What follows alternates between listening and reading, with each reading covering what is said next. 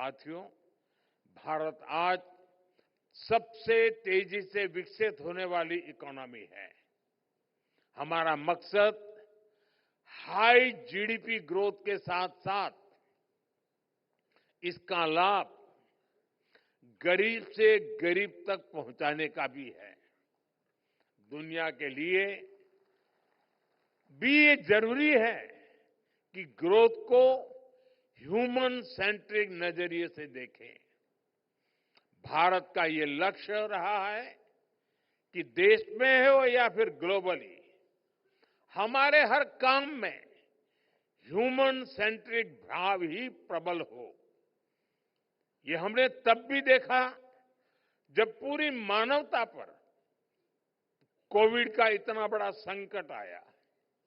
तब हम दुनिया की उस आबादी के साथ खड़े रहे, उन देशों के साथ खड़े रहे जिनके पास रिसोर्स नहीं थे।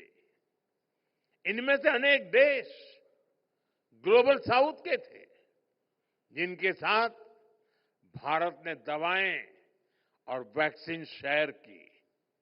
तब इकोनॉमिक साइंस कहती थी कि उस स्थिति का फायदा उठाया जाए, लेकिन मानवता का भाव कहता था, जी नहीं, वो रास्ता सही नहीं है, सेवा का ही मार्ग होना चाहिए। और हमने मुनाफा का नहीं, मानवता का रास्ता चुना। साथियों, कोऑपरेटिव्स का महत्व सिर्फ स्ट्रक्चर से, नियमों कानूनों भर से ही नहीं है। इनसे संस्थाएं बन सकती हैं, कानून, नियम, स्ट्रक्चर, संस्थाएं बन सकती है।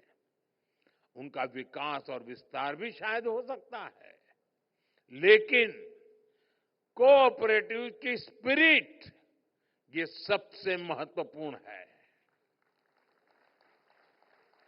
यही कोऑपरेटिव स्पिरिट ही इस मूवमेंट की प्राण शक्ति है। ये सहकार की संस्कृति से आती है।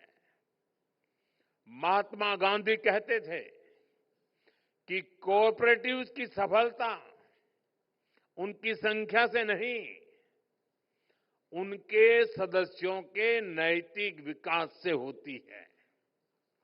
जब नैतिकता होगी तो मानवता के हित में ही सही फैसले होंगे।